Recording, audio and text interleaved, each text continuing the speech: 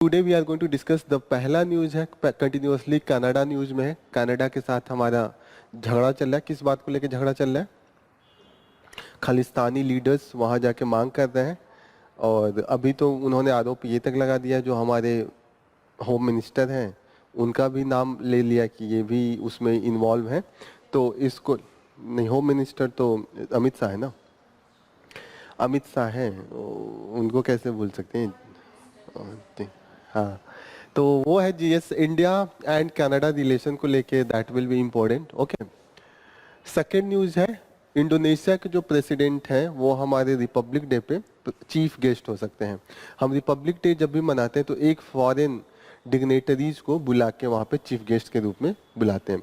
जब इंडिया आज़ाद हुआ था तो पहला जो चीफ गेस्ट थे वो भी इंडोनेशिया से ही थे, सुकर्नो। ठीक है, तो ये सब चीज़ें याद रखिएगा, पूछ सकता है। इंडोनेशिया के जो अभी तो प्रेसिडेंट हमारी चॉइस हो सकते हैं, लेकिन जो इंडिया आज़ाद हुआ था पहला जो रिपब्लिक डे था उसके भी जो चीफ गेस्ट थे हमने इंडोनेशिया से ही मंगवाया था। Next news is the India's commitment to Sendai framework to risk reduction. तो सेंडाई फ्रेमवर्क हमने एग्रीमेंट किया था एट द ग्लोबल लेवल कि रिस्क कभी भी डिजास्टर आएगा तो उसके पहले और उसके ड्यूरेशन, डिजास्टर और डिजास्टर के बाद। जैसे डिजास्टर के पहले क्या होता है, आप प्रिपरेशन करते हैं कि कभी डिजास्टर आएगा तो कैसे लड़ेंगे, ट्रेनिंग व्रेनिंग देते हैं। डिजास्टर के टाइम पे क्या करते हैं आप, रिस्क ऑपरेशन होता है कि जो दबे हैं, जिनका दिक्कतें हैं, उनको आप निकाल के लाते हैं। एंड आफ्टर डिजास्टर रीसेटलमेंट होता है, रिहैबिलिटेशन, जिसका घर उजड़ गया है तो आप घर बनवाएं। तो ये सेंडाई फ्रेमवर्क में किस तरीके से हम डील करेंगे, ये हमारे पास ग्लोबल लेवल पे फ्रेमवर्क है। ठीक है, इसके पहले जो फ्रेमवर्क था वो हाइगो फ्रेमवर्क था। ठीक है, ये 2015 से 2030 के लिए था, 2005 से 2015 के लिए हाइगो फ्रेमवर्क था। अभी हम लोग उसको भी देखेंगे। तो this will be part of GS paper 3 disaster management. After that we will see that the Mizoram special ration card to benefit about the 1 lakh people. तो कुछ लोगों का जो उनका राशन कार्ड था उसमें इंक्लूड नहीं किया था, तो उनको इंक्लूड करने के लिए मिजोरम ने एक अलग से राशन कार्ड बनाना स्टार्ट किया है, जो वल्नरेबल सेक्शन है, जिनको एक्सक्लूड कर दिया गया है, जो नॉर्मल राशन कार्ड है। तो वो न्यूज में है। This will be part of PCS की किस स्टेट ने अभी स्पेशल राशन कार्ड स्टार्ट किया, इस टाइप का बोलेगा। और मिजोरम पता ही होगा कहाँ पे है। मिजोरम अभी हम लोग कुछ दिन पहले ही पढ़े थे, शेड्यूल 6 में पढ़े थे, एकदम म्यांमार वाले बॉर्डर पे है, बांग्लादेश से कनेक्टेड है। Panel on SC tax on the all Dalit converts get EOS extension.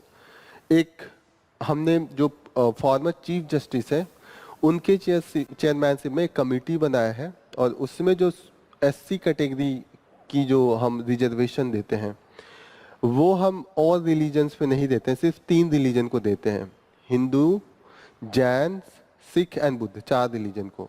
लेकिन जो इस्लाम में कन्वर्ट होते हैं और जो क्रिश्चियनिटी में होते हैं उनको हमने नहीं दिया है।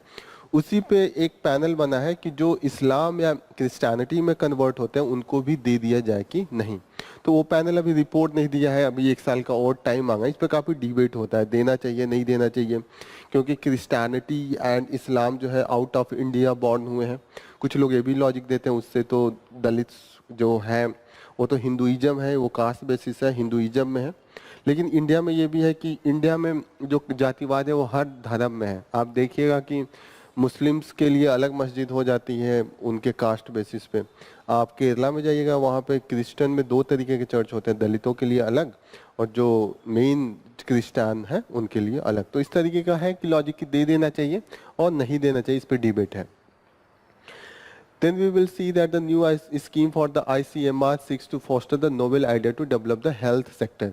तो इन्होंने एक स्कीम निकाला है कि जितने भी अगर न्यू आइडिया के साथ आएंगे तो ये जो नोडल एजेंसी है वो उनको हेल्प करेगा। ठीक है, then we will see that the अभी हमारा कोलंबो में मीटिंग चल रहा है on the CBD, convention on the biological diversity. जैसे बायोलॉजिकल डाइवर्सिटी को मेंटेन रखने से और उससे जो ओरिजिनेट होता है कुछ बेनिफिट, मानिए डाइवर्सिटी है, डाइवर्सिटी ऑफ प्लांट्स है, तो उससे डिफरेंट टाइप के मेडिसिन होंगे डाइवर्सिटी मेंटेन करने पे। अब उस डाइवर्सिटी को किस एरिया में, ट्राइबल एरिया में ही मेंटेन किया जाएगा। माने कुछ एक प्रॉपर तरीके के, स्पेसिफिक तरीके के एनिमल्स हैं और उनसे कुछ मेडिसिन बनता हो, तो शहरों में तो उसका यूज होता नहीं है, वो तो ट्राइबल लोग ही उसकी जानकारी रखते हैं। तो उससे जो बेनिफिट होगा किस तरीके से ट्राइबल तक भी पहुंचाया जाए। मानिए जब मेडिसिन का पता होता है तो बड़ी बड़ी कंपनियां चली जाती हैं, वो एक्सट्रैक्ट करके लाती हैं, अपने नाम से पेटेंट करा लेती हैं, सारे फायदे वो ले जाते हैं। उसी के नाम पे हमने एक कन्वेंशन किया था 1991-92 में, रियो अर्थ समिट उसको कहा जाता है, ब्राजील में हुआ था। वहीं से कन्वेंशन ऑफ बायोलॉजिकल डाइवर्सिटी आई थी और उसी कन्वेंशन के थ्रू हम ये इंश्योर करते हैं कि बायोलॉजिकल डाइवर्सिटी से जो बेनिफिट है वो सबको मिले। मतलब जो ट्राइबल पीपल है या मानिए कोई फार्मर्स का एरिया है इंडिया में और वो लोग एक स्पेसिफिक तरीके का फार्मिंग प्रैक्टिस करते हैं और उसको किसी विदेश की कंपनी ने जाके पेटेंट करा लिया, कुछ अच्छा इंप्रूवमेंट करा लिया उनके वैरायटी में और उससे खूब पैसे कमाने लगे, तो वो पैसे का हिस्सेदार जो लोकल कम्युनिटी है उनको भी तो होना चाहिए। तो इस कन्वेंशन के थ्रू हम इसको इंश्योर करते हैं।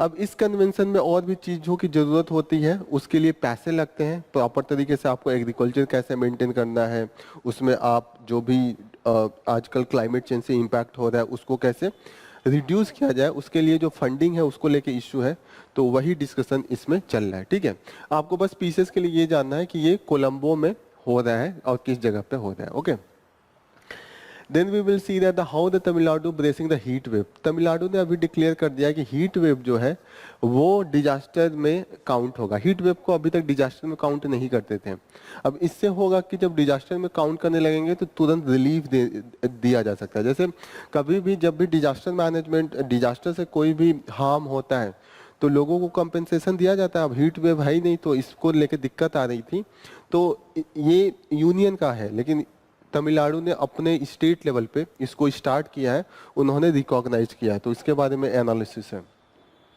Then we will see that the why the Brazil weighing option on the belt and road initiative. What is this belt and road initiative? कहाँ से पढ़ा था ये? Belt and road initiative China का है। चाइना सिल्क रोड, गलवान वाला silk road जो दुनिया को कनेक्ट करना चाहता है China, by the sea route and the land root.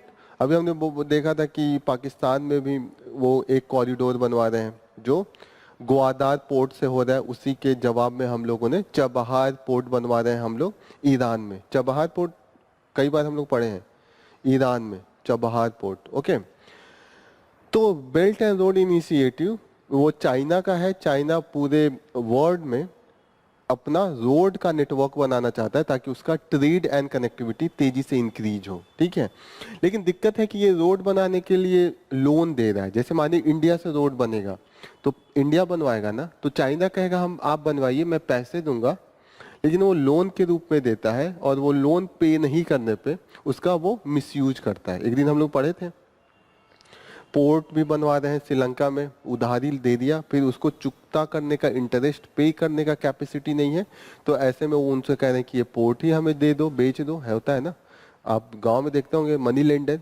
सूदखोर पैसा दे देगा, फिर पैसा नहीं देंगे तो पूरा का पूरा आपका जमीन ले लेगा। Same is the happening with the this belt and road initiative, और इसमें ब्राजील ने इसको मना कर दिया। मैक्सिमम कंट्रीज जो है वो बेल्ट एंड रोड इनिशिएटिव को एक्सेप्ट किया, नियर अबाउट 150 कंट्रीज ने एक्सेप्ट किया है।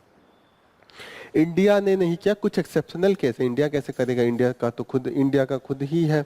हमारा जो कश्मीर वाला एरिया पाकिस्तान के पास है उसके थ्रू वो रोड बना रहे हैं, तो हम तो उसी को लेके विरोध कर रहे हैं। भूटान भी नहीं एक्सेप्ट किया क्योंकि वो बहुत क्लोज है। भूटान को छोड़कर और जितने भी इंडिया के नेबरहुड है सब बेल्ट एंड रोड इनिशिएटिव में इन्वॉल्व है। ठीक है, तो ब्राजील ने नहीं किया तो फिर इसलिए न्यूज बन गया, क्योंकि नहीं बना और हम लोग विरोध कर रहे हैं तो हमको भी अच्छा लगेगा। ब्राजील बड़ा नेशन है और साउथ अमेरिका का मुझे लग रहा है सबसे बड़ा नेशन जो है वो ब्राजील ही है, और ये ब्रिक्स का भी पार्ट है ब्राजील, चाइना भी पार्ट है, रशिया भी पार्ट है।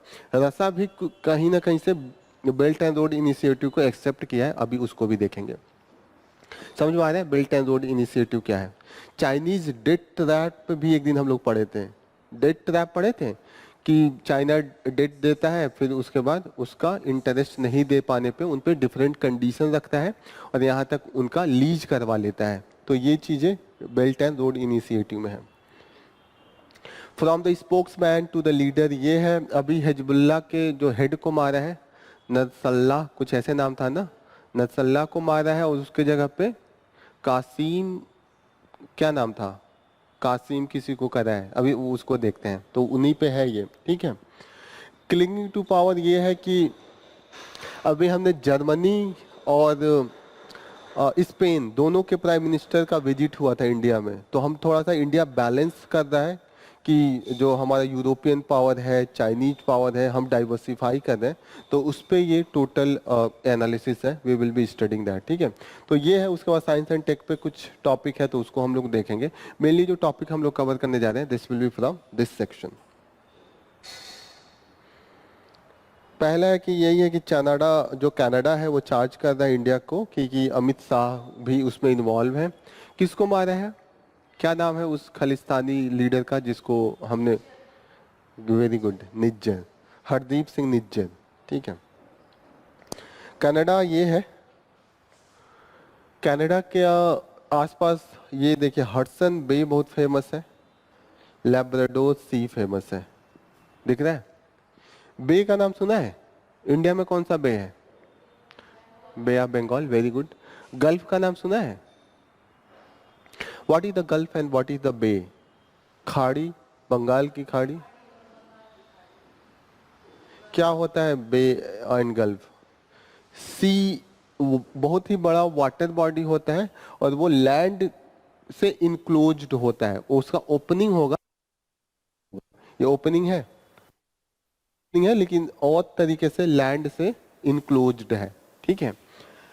ऐसे एरिया किस लिए बेनिफिशियल हो सकते हैं?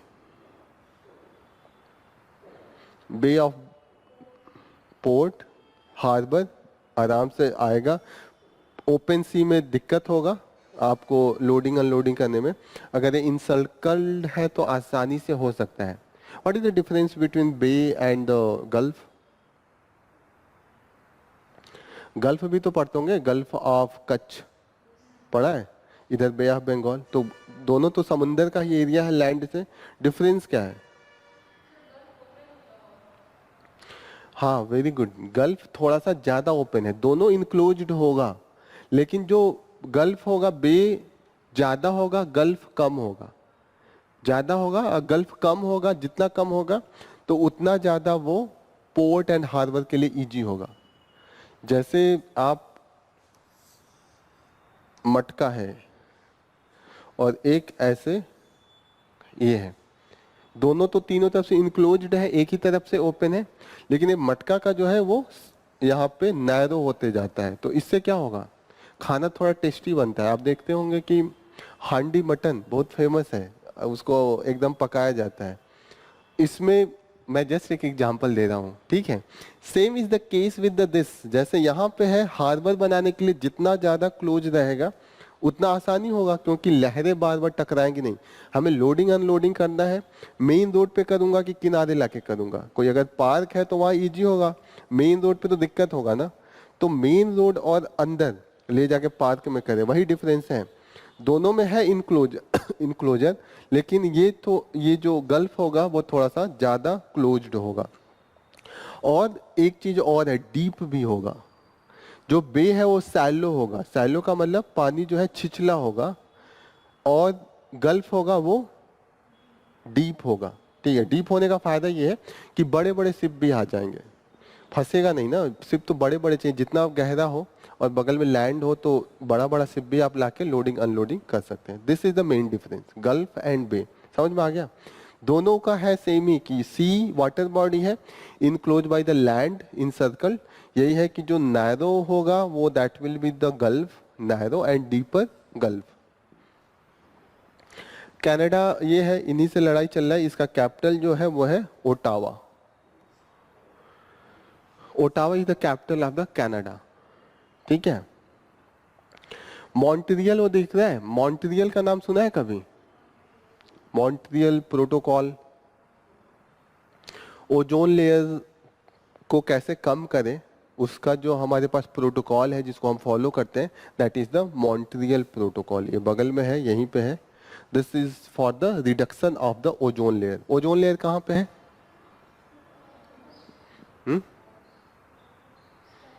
गुड, स्ट्रेटोस्फेयर में। Stratosphere, right. आप क्या बता रही थी? हाँ, पहले होता है टोपोस्फेयर, टोपोस्फेयर के बाद स्ट्रेटोस्फेयर होता है। हाँ, स्ट्रेटोस्फेयर में ही ओजोन लेयर होगा। ओजोन लेयर किस लिए फायदेमंद होता है आप बताइए? ओजोन लेयर किस लिए बेनिफिशियल है? घाटा है कि फायदा है? फायदा है। ओजोन से घाटा की फायदा है? ओजोन से घाटा है, ओजोन लेयर से फायदा है। Good, yes. ओजोन दो तरीके का होता है, गुड ओजोन, बैड ओजोन। अगर ट्रोपोस्फेयर में, स्ट्रेटोस्फेयर में जो बनाता है ozone layer, that is good ozone. उससे हमारा जो सनरेज होते हैं, उससे जो डिजीज जिससे होते हैं, अगर वो मेन सन रेज आ जाए जैसा सन से है, तो हमारा skin disease and different type of the अलग अलग डिजीज हो सकते हैं, वो बचा लेता है।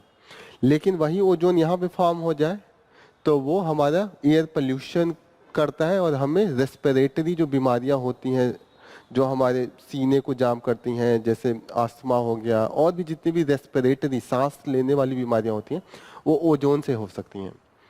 ओजोन सेकेंडरी पोल्यूटेंट है, प्राइमरी नहीं है। प्राइमरी और सेकेंडरी का मतलब, एक होता है जो डायरेक्ट निकलता है, जैसे कि CO2 डायरेक्ट इंजन से निकलेगा, लेकिन जो ओजोन बनेगा CO2 किसी और से रिएक्शन करेगा, किसी और केमिकल से, तो O3 बनाएगा, तो वो सेकेंडरी हो गया। डायरेक्ट वो उसका रिसोर्स से, जो मेन सोर्स होता है उससे वो एमिट नहीं होता है, एमिट किसी और फॉर्म में होगा, बाद में रिएक्ट करेगा और तब जाके ओजोन बनेगा, तो इसको हम कहते हैं सेकेंडरी पोल्यूटेंट। ठीक है, क्लियर हो रहा है? कनाडा हमने पढ़ा, फिर मॉन्ट्रियल पढ़ा। मॉन्ट्रियल कनाडा का ही पार्ट है, यहाँ पे लड़ाई चल रहा है। हमें ये जानता है कि इंडिया एंड कनाडा के बीच में ये को लेके लड़ाई चल रहा है। उसमें US भी है, वो कनाडा के पक्ष में है। I5 हम लोगों ने पढ़ा था, I5 कुछ दिन पहले ही पढ़ा था। कौन कौन था, कौन कौन किसी कंट्री है? 2, 2, 4, एक बीच में था, 5, ऐसे पढ़ा था हम लोगों ने। 2, 2 कौन था? I5 5 नेशन का दोस्ती है, वो शेयर करते हैं इंटेलिजेंस, वो तो अलग है उनके। हाँ हाँ, 2, 2, 4, 1, 5। 2 इधर है कनाडा एंड US, 2 उधर है न्यूजीलैंड ऑस्ट्रेलिया, और बीच में UK है। मैप में देखिए, मैप से इसलिए कहता हूँ चीजें मैप से याद होनी चाहिए। I5 को हम लोगों ने 3-4 दिन पढ़ा है। ऑस्ट्रेलिया वाले मैप में दिखेगा New Zealand and Australia, world map में। और नॉर्थ अमेरिका में कनाडा एंड USA, और यूरोप में जो बीच में है अटलांटिक ओशियन में, दैट इज द UK। देखा, ऑस्ट्रेलिया न्यूजीलैंड, न्यूजीलैंड पतला सा नीचे, हाँ वो ऑस्ट्रेलिया है। उसके नीचे उधर किनारे कॉर्नर पे न्यूजीलैंड, जहाँ पे हाथ रखा हुआ है, हाथ आपका है, वो हाथ हटाइए, न्यूजीलैंड दिख गया। और Canada and that is the आपका पैसिफिक और अटलांटिक के बीच में, नॉर्थ साउथ का जोड़ी बन गया, 2-2 का। और बीच में UK, अटलांटिक ओशियन में दिखा। तो they are the 5 countries I5। Okay, यहाँ पे इन्होंने कहा है कि अभी इसका कंपैरिजन जो सिख को मारा है, तो ये कह रहे हैं कि ये एंटी सिख राइट 1984 में हुआ था, उस तरीके का नरसंहार हो रहा है। 1984 में क्यों हुआ था Sikh rights, anti Sikh rights? Indira Gandhi के बॉडीगार्ड सिख थे, उन्होंने मार दिया था इंदिरा गांधी को, तो पूरे सिख को लोगों ने मारना स्टार्ट कर दिया था। वही है एंटी सिख राइट। होता है ना कि इंदिरा गांधी के जो बॉडीगार्ड थे, उस समय खालिस्तान का जो मांग था वो पीक पे था कि हमें चाहिए, और उसी के लिए एक ब्लू ऑपरेशन हुआ था, जो उनका अमृतसर में, that is the golden temple है ना, गोल्डन टेम्पल में जो खालिस्तानी कुछ लीडर, कुछ उनके आतंकवादी छुपे थे, उसके लिए इंडियन आर्मी को इंदिरा गांधी ने परमिशन दे दिया था अटैक करने के लिए, और जो गोल्डन टेम्पल की दीवार वाल कुछ टूट गई थी, तो उससे जो सिख सेंटिमेंट है वो हर्ट हुआ था, और इंदिरा गांधी के बॉडीगार्ड ने, फिर वो सिख ही थे, इंदिरा गांधी को बताया भी था कि आपको मारने का प्लान बन रहा है। इंदिरा गांधी ने कहा जाने दो, मैं धर्म के नाम पे उसे नहीं हटा सकती। तो धर्म के नाम पे नहीं हटाया, तो फिर उन्होंने मार दिया। फिर उसके बाद राइट हुआ, फिर उसके बाद राजीव गांधी आए थे पावर में। This was the whole story. आप लोग पढ़ेंगे इसको पोस्ट इंडिपेंडेंस इंडिया हिस्ट्री में। ओके, तो यही यहाँ पे बोला है कि इन्होंने इसको कंपेयर किया है with the anti Sikh rights. यहाँ पे है ना anti Sikh rights, Sikh genocide. Genocide का मतलब होता है लार्ज स्केल पे लोगों में आपस में मारना, हत्या करना, दैट इज द जेनोसाइड। तो ये लड़ाई चलता रहेगा मुझे लग रहा है सालों साल। बे एंड द गल्फ में डिफरेंस यहाँ पे मैंने लिखा हुआ है, एक बार और आप लोग घर पे जाके पढ़िएगा। इंडोनेशिया के प्रेसिडेंट को हम लोग 2025 का जो रिपब्लिक डे है वहाँ पे हम चीफ गेस्ट बनाने को जा रहे हैं। उनका नाम है Prabowo Subianto. Prabowo Subianto, okay, chief guest of the Republic day 2025। तो ये न्यूज में कंटिन्यूअसली आएगा, मुझे लगता है अपने आप ही याद हो जाएगा। Prabowo Subianto. अभी जो हमारा G20 का समिट चल रहा है वो कहाँ चल रहा है? ब्राजील में चल रहा है।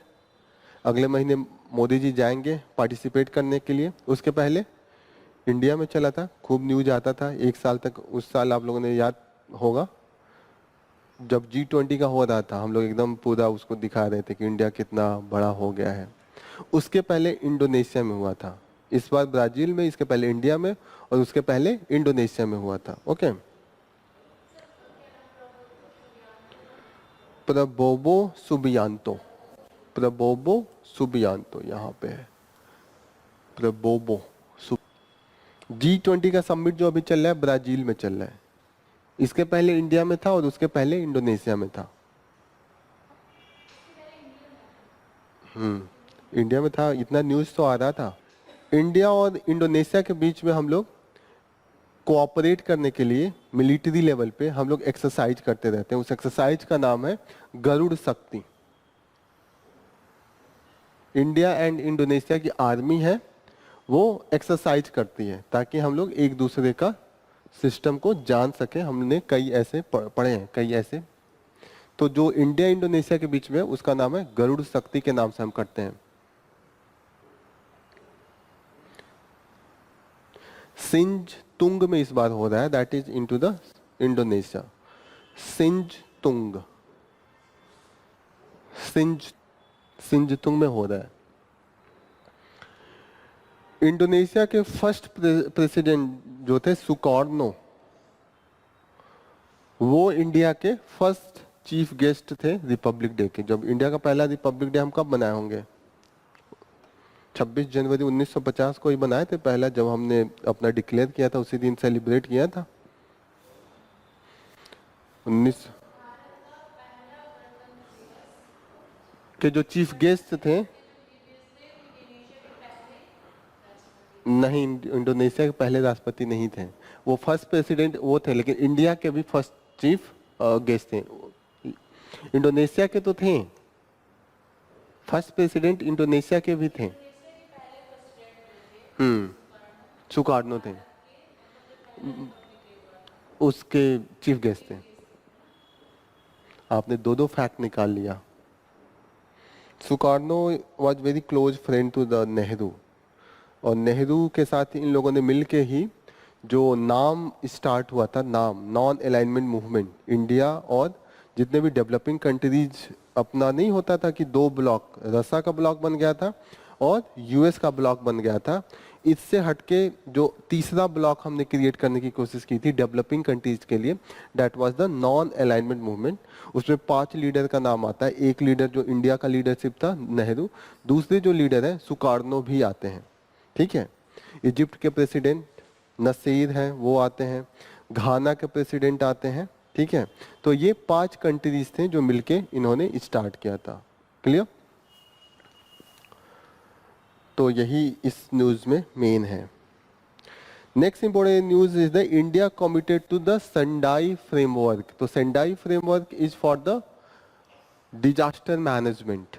डिजास्टर मैनेजमेंट के जितने भी प्रोसेस होते हैं, जैसे 3 प्रोसेस मैंने बताया। एक प्रोसेस होता है प्रिपरेशन, आप पहले से प्रिकॉशन लेके ट्रेनिंग दें, सब कुछ करें कि अगर कभी बाढ़ आए, साइक्लोन आए, अर्थक्वेक आए तो पहले से आप कैसे तैयारी करेंगे। पहले प्रिपेयर्ड आप घर उस तरीके से बनाइए कि कितना भी ज़्यादा अर्थक्वेक आए आपका घर लचीला रहे, बच जाए, तो उसको कहेंगे प्रिपरेशन। आपको ट्रेनिंग दे दिया जाए कि अभी भूकंप आ जाए क्या करेंगे आप, बाहर भाग के जाएंगे, हाँ खुले में जाना होता है। नहीं तो अगर टाइम नहीं है तो आप जहाँ पे पिलर होता है वहाँ पे खड़े होते हैं, या तो आप जाके टेबल के नीचे छुपते हैं, कुछ सॉफ्ट सर पे रखना होता है थोड़ा सा, ठीक है, तो बचने के चांसेस, यही होता है प्रिपरेशन। दूसरा होता है भूकंप आ गया, आप फंस गए, तो रिस्क ऑपरेशन होगा, तोड़ ताड़ के आपको निकाला जाएगा। और तीसरा होता है कि जब भूकंप खत्म हो जाए तो ये बिल्डिंग बनवाना होगा ना, ताकि क्लास वापस नए तरीके से पुनः चालू हो सके, तो ये होता है रीसेटलमेंट एंड रिहैबिलिटेशन। तो ये जितने भी प्रोसीजर है that is comes under the Sendai framework. ये ग्लोबल लेवल पे हमने यूएन के अंडर में एग्रीमेंट एडॉप्ट किया था। ये जितने भी कंट्रीज है उनको हम देते हैं कि किस तरीके से जब डिजास्टर है उसको कैसे मैनेज करना है, how you can reduce the disaster risk, loss in life, livelihood, health and in the economic, physical, social and cultural, जितने भी एरिया है कैसे उसको आप मिनिमाइज करेंगे। रिस्क को मिनिमाइज करना है और जिससे उससे होने वाले जितना भी कैजुअलिटी है, हार्म है, उसको आप रिड्यूस करेंगे। That is given under the Sendai framework. 2015 में इसको हमने एडॉप्ट किया है। इसके पहले जो था हाइगो था, हाइगो, वेयर इज दिस हाइगो, HYOGO, कहीं हाइगो दिखा, हाइगो, योगो, योगो फ्रेमवर्क था 2005 से 2015 तक का। तो पूछ सकता है कि सेंडाई के पहले क्या था, यूगो, यूगो फ्रेमवर्क। सेंडाई जगह का नाम है, जापान में है, इसीलिए इस फ्रेमवर्क जो मीटिंग हुई थी वो सेंडाई में हुई थी, इसीलिए इसको सेंडाई फ्रेमवर्क है। सेंडाई फ्रेमवर्क 4 चीजों को मेन बताता है। पहला क्या बताएगा, अंडरस्टैंड द डिजास्टर रिस्क। अब ये आपको पहले ही समझना पड़ेगा ना कि भूकंप आएगा तो क्या क्या रिस्क होगा, क्या क्या हो सकता है। भूकंप आएगा, छत गिरेगा, हम लोग दबेंगे, ठीक है, ये सब चीजें पहले ही जानना है। तो उसके लिए हम कैसे प्रिपेयर करेंगे, जब तक हम अंडरस्टैंड नहीं करेंगे हमें क्या क्या चीजें वो तैयार करना है। और क्या क्या हो सकता है कि बिजली से आग भी लग सकती है, आप स्पार्क करेगा, तो जिससे जिससे रिस्क होगा हम पहले ही अंडरस्टैंडिंग होनी चाहिए। तो हम क्या करेंगे, जो भूकंप आया बिजली भी तो बंद करेंगे। एक काम तो ये भी करेंगे कि कहीं गिरा, दबने से नहीं, करंट लग गया उससे डेथ हो जाए। तो जितनी भी चीजें रिस्क है we have to understand, that is the first framework. Direct UPSC के सिलेबस में सब कुछ है, एवरीथिंग। तो इसीलिए यूपीएससी की तैयारी करना बहुत इंपॉर्टेंट हो जाता है। भले आप मतलब आईएएस बनिए ना बनिए, एक बार यूपीएससी जो इम्पोर्टेंट है, strengthening the disaster risk governance, कि गवर्नेंस का क्या क्या काम होगा। जैसे होता है ना कि फायर ब्रिगेड को किस तरीके से करना है, ठीक है, और भी जितने भी ऑफिसर्स हैं डिस्ट्रिक्ट पे किसको क्या रिस्पॉन्सिबिलिटी दे दी जाएगी, तो उसको हम गवर्नेंस स्ट्रक्चर को हमें इम्प्रूव करना ताकि कोऑर्डिनेशन हो। पता चले उस समय पुलिस की भी जरूरत होती है, फायर ब्रिगेड की भी जरूरत होती है, जो सिविल एडमिनिस्ट्रेशन है उनकी भी जरूरत होती है। तो कोऑर्डिनेट कैसे करेंगे, क्योंकि वो अलग अलग काम करते हैं। अब एक डायरेक्शन देना है, आपस में कोई मैकेनिज्म रहेगा ना कि ये ऑफिसर रहेगा, ये इसको इन्फॉर्म करना है। तो गवर्नेंस का जो स्ट्रक्चर है वो सही करने की बात ये बोलते हैं। Okay, investing in disaster risk reduction. Investing मतलब न्यू टेक्नोलॉजी, कि अगर कहीं यहाँ पे कुछ भी ऐसा हो तो अलार्म बजे, तुरंत इंफॉर्मेशन आ जाए।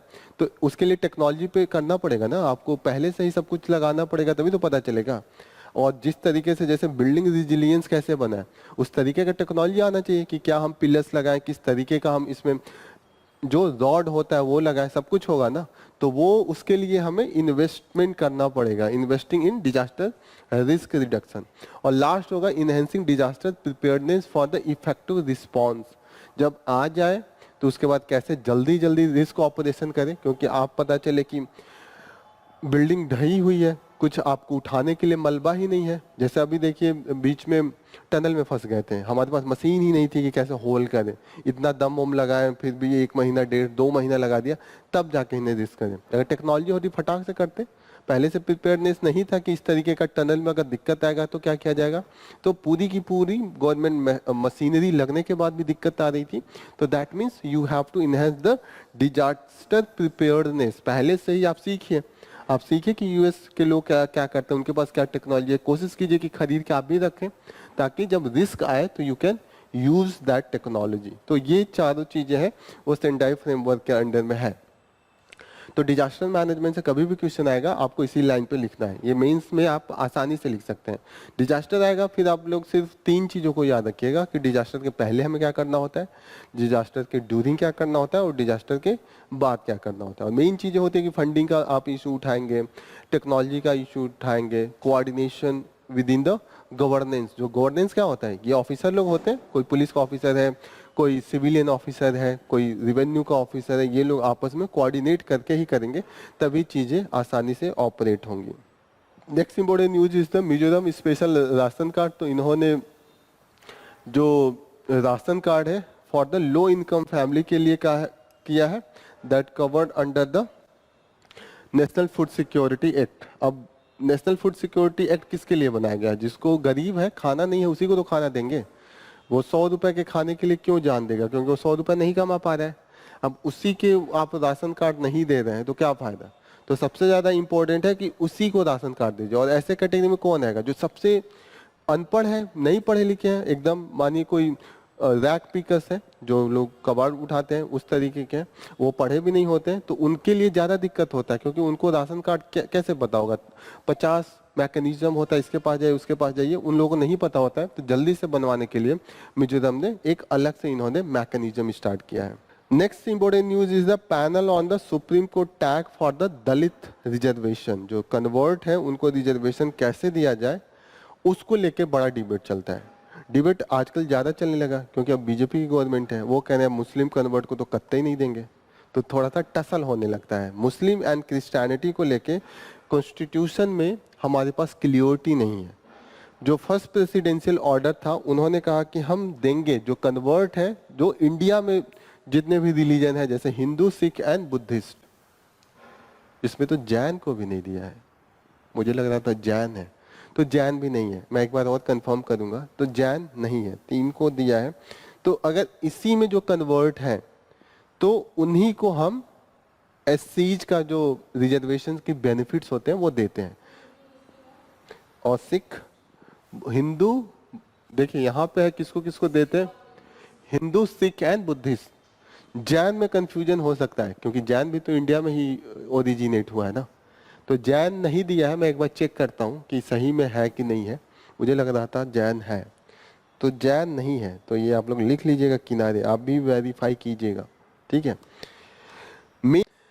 तो ये भी है, मतलब नॉर्मली जैसे मेनली कन्वर्जन जो होता है that is from the Hinduism to the other, it is mainly due to the untouchability and the caste hierarchy. जो जितने भी दलित हैं उनको लगता है कि इतने नीचे रहने से अच्छा आप उसमें कन्वर्ट हो जाइए और इक्वालिटी के लेवल पे आप जीजिए, that is the main thing. Okay, इसी पे एक पैनल है, पैनल जो बना था वो पहले पुराने जो हमारे चीफ जस्टिस है केजी बालकृष्णन थे, उनके अंडर में ये बना हुआ है, ठीक है। तो इन्होंने अभी 1 साल का और टाइम मांगा है, इसी समय इनको सबमिट करना था। लेकिन ये कह रहे हैं कि अभी ग्राउंड पे क्या चीज़ें हैं वो थोड़ा सा हम और जाने, क्या स्टेटस है, सच में उनमें कितनी बैकवर्डनेस है, उस हिसाब से हम रिपोर्ट देंगे। ICMR, Indian council of medical research, ये क्या करता है, this is the governing body, सबसे बड़ा जो इंडिया में गवर्निंग बॉडी है for the formulation, coordination and promotion of the biomedical research. Biomedical में जितने भी रिसर्च होते हैं उसके लिए this is the apex body. क्या नाम है, Indian council of medical research, ठीक है। एक बार लिख लीजिए आप लोग। Indian Council of Medical Research, this is the apex body for the coordination, formulation and promotion of the biomedical research. अब ये कह रहे हैं कि एक स्कीम चला रहे हैं that will be totally dedicated for the new experiment, जिसके बारे में नया कभी भी उसके बारे में पहले कभी नहीं सोचा गया है। उस तरीके के एरिया में अगर हम वैक्सीन ड्रग्स बना रहे हैं तो हम उस पर अलग से ये फंडिंग करेंगे, that will be provided with the different type of monetary and the governance में, जैसे आपको इजीली जितने भी आपको होता है ना कि एनओसी लेने होते हैं वो सब ये दिलवा देंगे। वो कुछ और होगा, आईसीएमआर के नाम से इंडियन काउंसिल, वो कुछ और होगा ये। हाँ, तो वो अवेयरनेस फैलाने के लिए दिखाते हैं। अगर रिसर्च करते हैं तो अब ये लोग तो ये सब दिखाते ही होंगे। मैंने देखा नहीं है, मैं देखता हूँ वीडियो, मैंने वो वाला वीडियो नहीं देखा।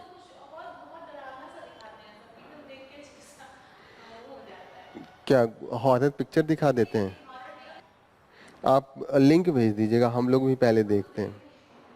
हाँ, आपने तो पढ़ लिया, ये पढ़ के बताइए कि ऐसे ही? अच्छा, बिना पढ़े बताइए। पैंगोंग लेक ही है, पैंगोंग सो, ठीक है। ये वो वाला पिक्चर 3 इडियट में है ना, लास्ट वाला सीन, वही ये सब दिखाते हैं। यहीं पे तो लड़ाई चल रहा है। तो अभी हमने डी इंगेजमेंट कर लिया, चाइना वाइना आके घेर लिया था, वो हमें अंदर नहीं जाने दे रहा था, हम चाइनीज को अंदर नहीं जाने दे रहे थे, वो हमारे टेरिटरी में आ गए थे। तो अभी हमने इसको डी इंगेजमेंट का मतलब अपने जो सैनिक थे आपस में सुलहनामा कर लिया कि आप जहाँ पहले आते थे आप वहाँ तक आइए। कौन सा एरिया था जहाँ पे लास्ट तक लड़ाई हो रही थी? 2 एरिया का हम लोग कंटिन्यूसली पढ़ रहे थे, Demchok and Depsang. Yes, Depsang and Demchok जो लास्ट तक हमने करा था, that is the main thing. Okay, अभी हमने क्या किया है कि government also promoting the tourism इस एरिया में। जैसे दोनों गवर्नमेंट, इंडिया का भी और चाइना का भी, बहुत तेजी से हम लोग वहाँ पे इंफ्रास्ट्रक्चर बनवा रहे थे, रोड, एयरपोर्ट, वहाँ पे हेलीकॉप्टर उतरने के लिए काफ़ी तेजी से, ठीक है। मेन पर्पज था कि लड़ाई हो तो लड़ ले, ये था। लेकिन अब रोड अच्छे अच्छे बन गए तो हम लोग भी बाइक लेके चले जा रहे हैं घूमने, क्योंकि सीनिक ब्यूटी है काफ़ी सुंदर। तो टूरिज्म भी हम उसको प्रमोट कर रहे हैं। पहले हमारा जो था पॉलिसी था that was only for the military purpose, लेकिन अभी जो हम कर रहे हैं धीरे धीरे हम we are promoting the tourism as well. तो हमने देखा है कि this is the tourism that has been the a shift from the previous policy. जो पहले हम लोग केवल यही माइंड में रख के करते थे कि केवल हम मिलिट्री पर्पज के लिए कर रहे हैं, कि जरूरत पड़े तो जल्दी से हम टैंक भेज दें, जल्दी से आर्मी को वहाँ भेज दें कि लड़के तुरंत आपस में निपटारा कर लें। ओके, तो this was the main case. ये सीनिक ब्यूटी दिख रहा है, यहाँ पे तोप वोप लगा दिया इन लोगों ने, पानी वानी टैंक वैंक, ऐसे ऐसे टैंक हम ले जा रहे हैं कि वो पूरे हिल में नीचे जाएगा ऊपर जाएगा, क्योंकि वहाँ पे रोड नहीं है तो दिक्कत है। सीनिक ब्यूटी ये है कियांग, तिब्बतन वाइल्ड एस, ठीक है। कियांग, कियांग किसको कहते हैं? तिब्बतन गधों को। गधों को इतना निगेटिव लाइट में क्यों रखा जाता है होते तो बहुत शरीफ है, मेहनती भी है, देख के तो एकदम लगता है कि ये मतलब एकदम शरीफ, सुंदर भी दिखते हैं और मेहनती भी होते हैं, फिर भी लोग निगेटिव रूप से गधा कहते हैं। मुझे ये लॉजिक नहीं समझ में आता है। मुझे लगता है गधा मतलब अच्छे वर्ड में होना चाहिए, बैल इतना मेहनती, बैल में लोग निगेटिव सेंस में कहते हैं, और मुझे लगता है उससे ज़्यादा मेहनती है ही नहीं। मतलब पूरा खेत वही, इसीलिए हम लोग मेहनत नहीं करते, इसीलिए हमारा हालत ये है कि वैसे। लेकिन गांधी जी कहते थे every person should have the, उसको इंटेलेक्चुअल भी काम करना चाहिए और फिजिकली भी काम करना चाहिए। असली सोसाइटी तभी बनेगी जब सेम आदमी, एक राइटर हो वो कुछ देर जाके खेत में भी काम करे, जो खेती वाला आदमी है कुछ देर जाके कविता भी लिखे, तब जाके एक अच्छा सोसाइटी बनेगा। एक खेती वाला आदमी दिन भर खेती करेगा और राइटर दिन भर राइट करेगा, तो एक दूसरे के वैल्यू के अप्रिसिएट नहीं करेंगे और सोसाइटी थोड़ा सा बायस हो जाएगा। तो इसीलिए वो गांधी जी वो लिखते थे कॉलम भी इंटेलेक्चुअल, और सूत काटते थे फिजिकल, तो वो दोनों काम करते थे। Colombia, this is into the South America. Peru, Peru के ऊपर इक्वाडोर, इक्वाडोर के ऊपर कोलंबिया, उधर वेनेजुएला, नीचे ब्राजील। ठीक है, यहाँ पे हो रहा है, क्या एम है इनका जो अभी हम बना रहे हैं, that is the 30x30 agreement. What is mean by the 30x30 agreement? 30% जो डिग्रेडेड मरीन वाटर बॉडी है एंड लैंड जो एरिया है, 2030 तक हम 30% उसको प्रोटेक्ट कर लेंगे। जो डिग्रेडेड है उसको हम इम्प्रूव करेंगे 30% into the by the 2030। This is known as the 30x30 agreement. तो पूछेगा what is the 30x30 agreement? So we want to protect 30% of the land and water by the 2030। इसके पहले जो हमने मॉन्ट्रियल में जो हमने किया था, उस समय जो हम फ्रेमवर्क लाए थे, उसका नाम था कनमिंग मॉन्ट्रियल ग्लोबल बायोडाइवर्सिटी फ्रेमवर्क। कुंजिंग यहाँ पे लिखा है, मॉन्ट्रियल ग्लोबल बायोडाइवर्सिटी फ्रेमवर्क। तो उसको कुंजिंग पढ़ते हैं, मुझे समझ में नहीं आ रहा है, वहाँ लिखा है कुनमिंग, हिंदी में लिया है कुंजिंग। जैसे जी होता है ना, उसको चाइनीज लोग सी पढ़ते हैं, हम लोग उसको एक्स आई को जी पढ़ते हैं। ठीक है, जी जिनपिंग, मैं तो बहुत दिनों तक जी जिनपिंग जानता था, फिर एक दिन ऐसे न्यूज़ सुन रहा था तो वहाँ पे शी जिनपिंग बोला, तो बोला अच्छा शी जिनपिंग बोलते हैं, जी नहीं बोलते। तो ऐसे ही यहाँ पे कुंजिंग है, मैं अभी तक उसको कुनमिंग बोल रहा था। कुंजिंग मॉन्ट्रियल ग्लोबल बायोडाइवर्सिटी फ्रेमवर्क, इसके पहले वाला था। अभी हम लोग 30x30 एग्रीमेंट चला रहे हैं, उसमें हम 30% land and the water body को बाय द 2030 प्रोटेक्ट करेंगे। 30x30 में और भी चीजें हैं। 30x30 जो एग्रीमेंट है, name of the agreement is the 30x30। इसमें हम इन्वेसिव स्पीसीज जो है उससे होने वाले हार्म को 50% मिनिमाइज करेंगे। What is the invasive species?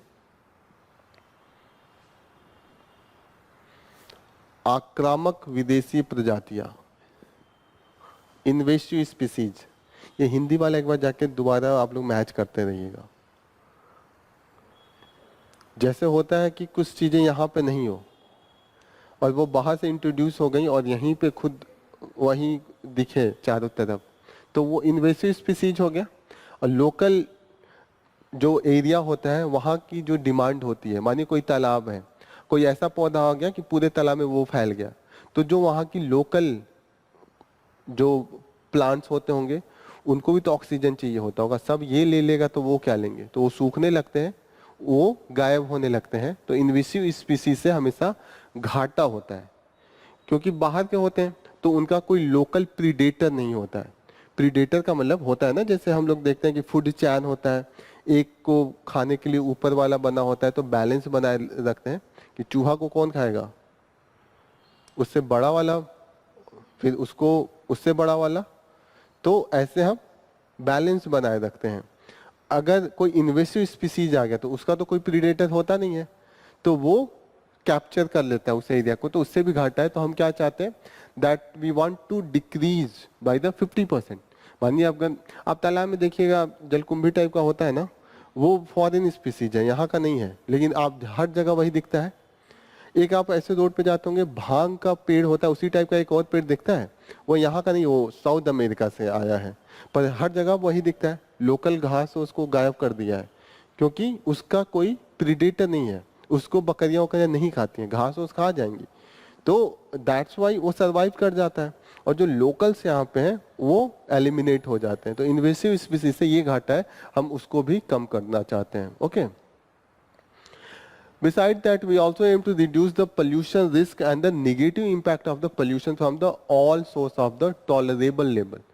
Tolerable level का इतना हो जैसे ओजोन हो, पर ओजोन इतना नहीं हो कि रेस्पिरेटरी बीमारी हो जाए। कार्बन मोनोऑक्साइड नॉर्मल अगर है तो ठीक है, नहीं आप देखें दिवाली पे पोल्यूशन लेवल काफी सीवियर चला गया था, तो एक होता है इनटॉलरेबल लेवल, होता है ना कि उसके बाद तो अब सांस भी नहीं लिया जा रहा है, तो दैट लेवल को हम लोग रिड्यूस करना चाहते हैं। ठीक है, इसी में हम एक और एम कर रहे हैं कि benefit sharing from the digital sequencing of information on.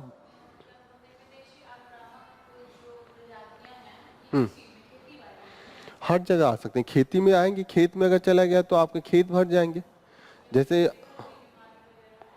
उससे मेन है डाइवर्सिटी को इम्पैक्ट कर रहा है, जो नेटिव स्पीसीज है ना, जैसे मैंने बताया तालाब है, अब पूरा जलकुंभी से भर गया, तो तालाब में और भी मछलियां होती हैं, उनको भी ऑक्सीजन चाहिए होता है। अब सारा अगर ये ले ले जो नीड है, जितनी भी केमिकल्स का नीड होता है, अगर सब ये ले ले तो फिर और सब कैसे लेंगे।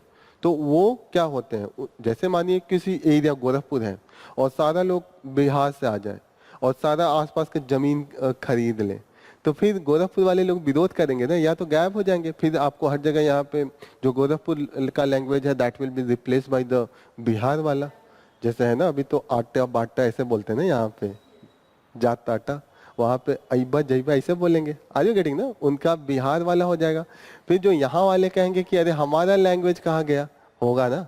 आसाम में लड़ाई हो रहा है कि आसामी लोग कम बोल रहे हैं, बंगाली ज्यादा बोल रहे हैं, बांग्लादेशी आ रहे हैं। मैं जस्ट एक एग्जांपल दे रहा हूँ कि एक एरिया में दूसरा एरिया का आके इतना ज्यादा डोमिनेट कर जाए कि सारा जॉब बोले जाए। अब यहाँ पे हर जगह जितना सौंप हो, जितना भी जॉब हो, सब लोग आके बेतिया मोतिहारी से कर रहे हैं। तो फिर यहाँ वाले कहेंगे ना, अरे हमें जॉब कैसे नहीं मिला। जैसे मानिए यहाँ का लिविंग स्टैंडर्ड है कि यहाँ के लोगों का डिमांड है कि हम 20,000 रुपये करेंगे। अब बेतिया से आके, मोतिहारी से आके, मैं ऐसे ही नाम ले रहा हूँ, मैं किसी का ऐसे वो नहीं कह रहा, वो अगर 8,000 रुपये करने लगे तो यहाँ का जो बिजनेसमैन है वो 8,000 से काम कराएगा ना। फिर यहाँ के लोगों को लगेगा नहीं ये आ रहे हैं इसीलिए अब मुझे जॉब नहीं मिला। अब हमारा स्टैंडर्ड है कि 20,000 से नीचे काम नहीं करूंगा। अब जब 8,000 पे आपका लोग काम करें, क्यों देंगे। तो धीरे धीरे असंतोष फैलने लगता है कि मेरा जॉब खा गया, मेरा लाइवलीहुड खा गया। तो ऐसे केस में क्या होता है, आपस में कॉन्फ्लिक्ट होने लगता है। Same is the case with the species. बाहरी स्पीसीज अगर आ जाएगा तो जो एरिया है सब कुछ डोमिनेट वो करेगा, तो नेटिव स्पीसीज होगा वो फ्लरिश नहीं कर पाएगा। इसीलिए हम इसको भी कम करना चाहते हैं। फिर हम क्या इससे हम लोग क्या पढ़ रहे हैं, जो अभी डिस्कस कर रहे हैं, that is the 30x30 agreement. यही कर रहे हैं ना। 30x30 एग्रीमेंट में एक और चीज है कि जो बेनिफिट शेयरिंग है out of the digital sequence of the information of the genetic resource. जैसे होता है ना कि हम जीन मॉडिफाई कर रहे हैं, जैसे जीन के बारे में पढ़ रहे हैं, फिर जीन मॉडिफाई कर रहे हैं, फिर हम उससे प्रोडक्शन ज्यादा कर रहे हैं, रिजिलियंस बना रहे हैं, तो इससे फायदा हो रहा है, बेनिफिट आ रहा है। अब वो मानिए जो हम जिस जीन को चेंज कर रहे हैं या जो भी जेनेटिक मटेरियल है वो हम किसी ट्राइबल एरिया से लेके आ रहे हैं। अब मैं बड़ा कंपनी हूँ, गया पता कर लिया, घूम घूम के अपने 2-4 आदमी को भेजा कि अरे वहाँ कौन सा मेडिसिन है, कैसे वो लोग अपनी बीमारियां को बिना दवा खाए ठीक कर लेते हैं। फिर मैंने पढ़ा कि अरे ये पत्ता ये लोग पीस के खा लेते हैं, ठीक होता है। फिर मैंने वो बुला के रिसर्च करवाया, मेडिसिन बना लिया। अब पूरा उस एरिया का जो भी पेड़ है वो अपने नाम से पेटेंट करवा लिया, ठीक है। तो पेटेंट करने से जो बेनिफिट आएगा, तो असली तो नॉलेज उनका था ना, जो लोकल लोग थे। आप उन्हीं से सीखा ना कि इस बीमारी में ये वाला पत्ता खिलाया जाता है, इतना खिलाया जाता है, तो उनको भी तो बेनिफिट जाना चाहिए ना। तो उसको इंश्योर करने के लिए हमने जो डिजिटल सिक्वेंसिंग, जितना भी नॉलेज है वो डिजिटली हम लोग लिख रहे हैं। जैसे हम लोग का वो ब्लड मांगे, अब कोई मेडिसिन बनाना है, वैक्सीन, तो रिसर्च करने के लिए सबका टेस्टिंग करेंगे ना कि लोगों पे ही करना है, फिर एडमिनिस्टर करके देखेंगे। तो जिस लोगों का सैंपलिंग लिया जा रहा है, मानिए रिसर्च चल रहा है यूएस में, और यूएस के लोग बहुत होशियार हैं, वो अपना ब्लड नहीं दे रहे हैं, वो तैयार नहीं है। इंडिया में आए, कहा कि 1 लाख दो, चलो तुम पे टेस्ट करते हो, तैयार है, क्योंकि वो भूखे मर रहे हैं। वो कहेगा ठीक है, ऐसे मरने से अच्छा रिसर्च करके मरूंगा, पैसे इतने मिल रहे हैं। तो फायदा तो इंडिया के लोगों से आपको हो रहा है ना। रिसर्च किया आपने, दवा वैक्सीन बना लिया, तो जिस कम्युनिटी के कारण आपका हुआ है उसको भी बेनिफिट होना चाहिए। आपने सैंपल उठाया डेवलपिंग कंट्री से, बनाया आपने यूएस यूरोप में, तो बेनिफिट आपको जो आ रहा है आप शेयर कीजिए फ्रॉम द डेवलपिंग कंट्री, क्योंकि डेटा तो आपने यहाँ का यूज किया है ना, लोग तो यहाँ के पार्टिसिपेट किए ना। इसी को कहते हैं कि बेनिफिट शेयरिंग। और वो इस एग्रीमेंट में हम इंश्योर कर रहे हैं कि जहां से भी बेनिफिट आ रहा है उसको दिया जाए। तो एक इंस्टीट्यूट होना चाहिए और एक प्रॉपर एग्रीमेंट इसके अंडर में हम इसको कर दें, ठीक है। अब इसके लिए हमें पैसा भी चाहिए। जैसे ये सब इम्प्लीमेंट करने के लिए जितना भी है, वी नीड द मनी। और हमें लगता है कि जो टोटल अमाउंट है 200 बिलियन डॉलर है, बिलियन डॉलर है, ओके। अब इतना चाहिए, लेकिन जो अभी कमिटमेंट हुआ है डेवलपिंग कंट्रीज को आपको देना पड़ेगा ना। ये सब मानी इन्वेसिव स्पीसीज आ गए हैं, तो उसको हटाना है, तो ऐसे थोड़ी हटेगा। आपको प्रॉपर तरीके से उसके लिए इंसेक्टिसाइड कैसे उसको हटाएं, फिर जम रहा है फिर उसको कैसे ऐसे जगह पे ले जाके फेंके दोबारा आ ना पाए, क्योंकि एंट्री हो जाएगी बार बार। तो ऐसे में जितना भी प्रोसीजर, जितना भी प्रोसेस लेना उसमें पैसा लगेगा, वो $200 बिलियन लगने वाला है। लेकिन उसका 1/10 भी, 1/10 भी अभी तक प्रॉमिस नहीं किया है डेवलप वर्ल्ड ने देने को, जो कमिटमेंट चल रहा है। तो this is all about from the this COP16। COP16 कहाँ हो रहा है? कोलंबिया, कैली। किससे रिलेटेड है? Convention on the biological diversity, कि डाइवर्सिटी से रिलेटेड जितना भी बेनिफिट्स है उसको शेयर करने पे, वो सबको शेयर होना चाहिए जो भी बेनिफिट हो रहा है, ठीक है। तो these are all the thing we have gone through. जैसे यहाँ पे इन्होंने यही लिखा है कि बेनिफिट शेयरिंग, जैसे DNA लिविंग ऑर्गेनिज्म का है, आपने शेयर किया, और लोकल कम्युनिटीज को उसके बारे में नॉलेज है, तो you have to share the benefit by the this. India का यहाँ पे डेटा दिया है कि इंडिया ने अभी तक कितने पैसे लगाए। इंडिया ने नियर अबाउट, जो पिछला सेशन था 2018 से 22 के बीच में 32,000 करोड़ हमने इन सब चीजों पे लगाया था। अभी जो हमें नीड है 2025 से 30 के बीच में 81,000 करोड़, इतना पैसा ये इसको इम्प्लीमेंट करने के लिए हमें चाहिए होंगे। ये सब डेटा आप लोगों को पास होना चाहिए, कभी आंसर लिखना है तो ये डेटा से आपके आंसर स्ट्रांग और इफेक्टिव होते हैं। तमिलनाडु ने अभी पहला स्टेट है जिसने हीट वेव को डिक्लेयर किया है कि डिजास्टर मैनेजमेंट में होगा, क्योंकि इससे जितना भी जल्दी से हम ये बेनिफिट कंपनसेशन दे सकते हैं वो दे सकें, क्योंकि ऐसे में लड़ाई झगड़ा हो जा रहा था, सेंटर जल्दी से वो कर नहीं रहे थे। Dispatch money 40 degree at the plains and 30 degree for the hill region. तो ये सोचेगा कि हिल रीजन में नहीं आएगा, हिल रीजन में भी हो सकता है, उनको भी तो लगेगा ना कि इस लेवल हमारा सहन शक्ति है, अब इससे कम होगा। उनका नेचुरल है रहने का 15 डिग्री, एक उनके लिए 30 डिग्री हो जा रहा है। तो वही तो हीट वेव होता है। तो 40 डिग्री को जब क्रॉस करने लगेगा तो हीट वेव का कंडीशन एराइज। अभी इस पे भी बहुत क्लियरिटी नहीं है, अलग अलग डिफिनीशन है कि 4 डिग्री से सडनली बढ़ जाए, जो नॉर्मल जैसे है कि दिसंबर में मानिए जो नॉर्मल टेम्परेचर रहता है वो 10 डिग्री, और अगले साल एक नॉर्मल टेम्परेचर 14-15 डिग्री होने लगे, तो उसको भी हीट वेव के कंडीशन में हम काउंट करने लगेंगे।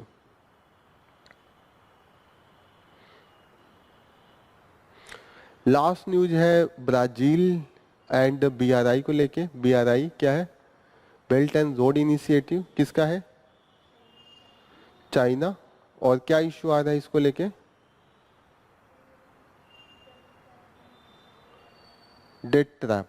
डेट ट्रैप का इश्यू है कि वो लोन देगा, कहेगा हम बनाएंगे, और बाद में इंटरेस्ट लेगा, इंटरेस्ट नहीं दे पाने पे वो 10 कंडीशन इम्पोज करता है, और उसके बाद वहाँ की इकोनॉमिक डिसेबिलिटी, जैसे होता है ना डिसस्टेबल होता है, केओस आ गया, श्रीलंका में हमने देखा, नेपाल में देखा, तो हम आसपास पाकिस्तान में भी यही हाल बनने वाला है। तो ऐसे कंडीशन हम देख रहे हैं। तो वही ब्राजील को भी, ब्राजील उस पर सोच रहा था, लेकिन ब्राजील के जो एक्सटर्नल अफेयर मिनिस्टर हैं उन्होंने सेल्सो एमोरीन, इन्होंने एक अपने इंटरव्यू में बोला कि हम चाइना के साथ कोई भी BRI जैसा एग्रीमेंट एक तरफा नहीं करेंगे। हम चाहते हैं कि कुछ ऐसा हमारा एग्रीमेंट हो जो साइनर्जिक हो। साइनर्जी का मतलब होता है कि एक तरीके से पॉजिटिव इम्पैक्ट है। साइनर्जी का मतलब मैं और आपके साथ कोई एग्रीमेंट हो रहा है तो दोनों को फायदा हो, एक तरफा नहीं हो। ये कह रहे हैं कि जो भी हो project that should be the decided and defined by the Brazil. अब चाइना नहीं डिसाइड करेगा कि ये रोड ऐसे बनवा लो और इससे ये फायदा होगा, वो ब्राजील रोड बनवाएगा तो ब्राजील ही डिफाइन करेगा कि कितना चौड़ा, कितना लंबा, किस शहर से किस शहर में होगा, कैसे होगा, that should be the defined by the Brazil. तो ये न्यूज इसलिए है क्योंकि सबको BRI अच्छा लग रहा है। अब कोई भी आया कहे कि चलो आपके घर में बढ़िया सीढ़ी बनवा देता हूँ, कुछ दिन मैं भी चल लूंगा उस पर, तो आपको लगेगा पैसा नहीं है आपके पास, तो वो स्टाइलिश दिखा देगा कि ये एकदम मॉडर्न इटैलिक मार्बल लगवाऊंगा, ये डिजाइन होगा, तो अच्छा लगेगा। लेकिन बाद में वो पता चलेगा डील ही आ रहा है मेरे घर में, तो होगा ना, अरे कभी ये रात को 10 बजे बजा रहा है, तो आपको भी लगेगा ना फालतू का बनवा ले। ठीक है, बढ़िया है, सीढ़ी बन गया, पर दिक्कत बहुत हो रही है। तो लोगों को बहुत अच्छा लगा, वो सबके वहां जाके रोड बना रहे हैं, पोर्ट बना रहे हैं, सी लेन बना रहे हैं। लेकिन दिक्कत ये है कि बाद में इंटरेस्ट मांगना स्टार्ट कर दिया। जो पोर्ट बना उसे फायदा नहीं हुआ, पोर्ट में लगाया 10 बिलियन, कमाई हो रही है मुश्किल से 100 बिलियन का, और वो इंटरेस्ट ले रहे हैं 1 बिलियन, तो नहीं है ना। सो आपको दिया 1 लाख रुपए भी, और आपसे मैं हर महीने कह रहा हूँ 4,000 रुपए आप ला के मुझे इंटरेस्ट दीजिए, और आपका उस 1 लाख से कमाई हो रहा है 2,000, तो 2,000 तो घाटे में है ना आप। तो that is the condition with the most of the countries. और इसमें 150 कंट्रीज को अच्छा लगा, पहले कुछ चीजें देखने में बहुत अच्छी लगती हैं, लेकिन जब आप उसको फेस करते हैं तब आपको लगता है कि दिक्कत है। तो अभी धीरे धीरे कंट्रीज इसका एक तरीके से विरोध भी करने लगे हैं। ब्राजील और इंडिया, ब्राजील अभी रिजेक्ट कर दिया, इंडिया है नहीं क्योंकि इंडिया के टेरिटरी से जा रही है, और भूटान नहीं है। रसा भी इसमें है, रसा ने भी किया है। रसा ने कोई बहुत स्पेसिफिक नहीं किया है, लेकिन रसा ने एक चाइना यूरेशियन इकोनॉमिक काउंसिल जो यूनियन है, ये यूरेशियन इकोनॉमिक यूनियन एक ग्रुपिंग है जिसमें रसा लीडरशिप है, और सेंट्रल एशिया के कुछ कंट्रीज हैं जैसे Belarus, Armenia, Kazakhstan and Kyrgyzstan, यही 6 कंट्रीज हैं। नीचे दिया हुआ है, एक बार दिखा देता हूँ। जो यूरेशियन इकोनॉमिक यूनियन है, जैसे यूरोपियन यूनियन है, इसी के बेसिस पे इन्होंने यूरेशियन, यूरेशिया का मतलब यूरोप और रशिया, एशिया का जो पार्ट है वो मिला हुआ है, ठीक है। एशिया, यूरोप एंड एशिया मिला के यूरेशिया बनता है। जो कंट्रीज हैं that are the Armenia, Belarus, Kazakhstan and Kyrgyzstan. Okay, these are the country. जब इनके साथ कनेक्टिविटी डेवलप करने के लिए इन्होंने एक एग्रीमेंट चाइना के साथ किया है, लेकिन क्लियर कट BRI के नाम से नहीं किया है, ठीक है। चाइना EEU पार्टनरशिप इसको कहते हैं।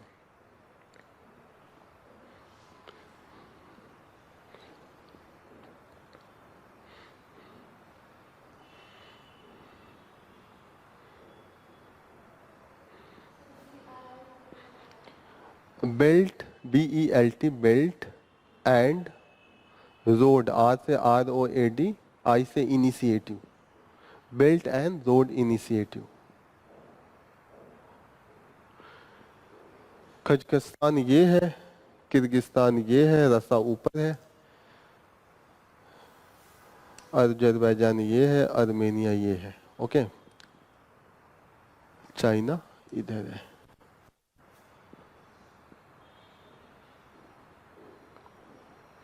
बेलारस अजरबैजान के जस्ट बगल में है। क्लियर?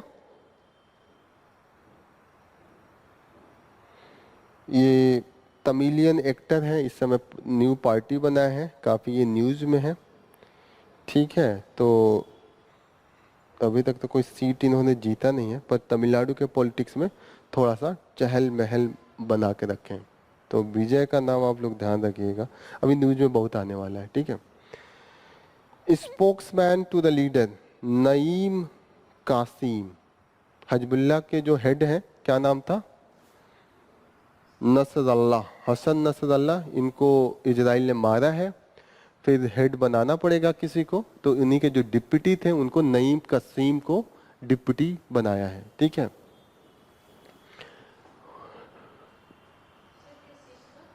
हजबुल्ला, हिजबुल्ला कहाँ पे था? लेबनान। इजराइल ने तो मारा है ना, लेबनान इजराइल के तो खिलाफ लड़ रहे हैं।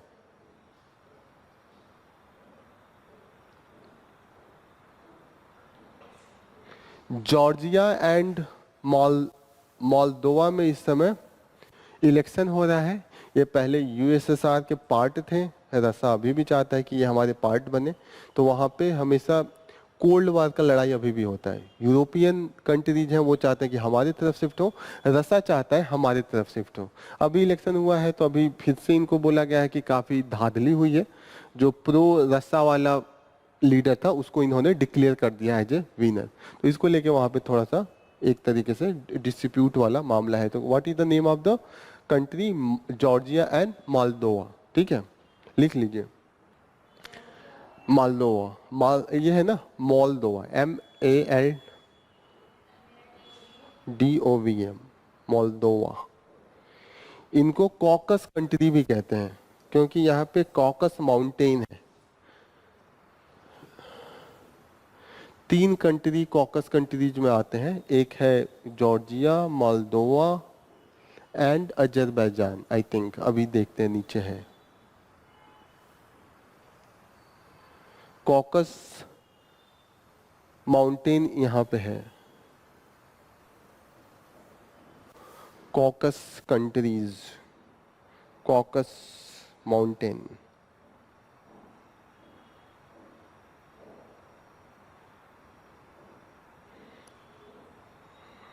ओके, मोल्दोवा नहीं है, अजरबैजान है एंड 3 हैं, Georgia, Azerbaijan and Armenia.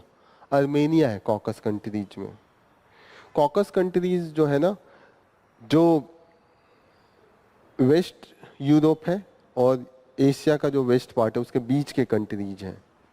East Europe and west Asia का बीच का जो एरिया है that is bordered by the Caspian sea and black sea, वो होता है कॉकस। कॉकस माउंटेन भी है, पूछेगा तो कॉकस माउंटेन पूछेगा किस जगह पे है तो दे देगा 4 option, Europe, Africa, South America, North America, Australia. तो you should have the clarity this is into the Europe. Europe and Asia के बॉर्डर पे है, पड़ता वो ईस्ट यूरोप में है। कौन कौन कंट्री है? Armenia, Georgia and Azerbaijan. So this is all about from the today's news. We will conclude our session here.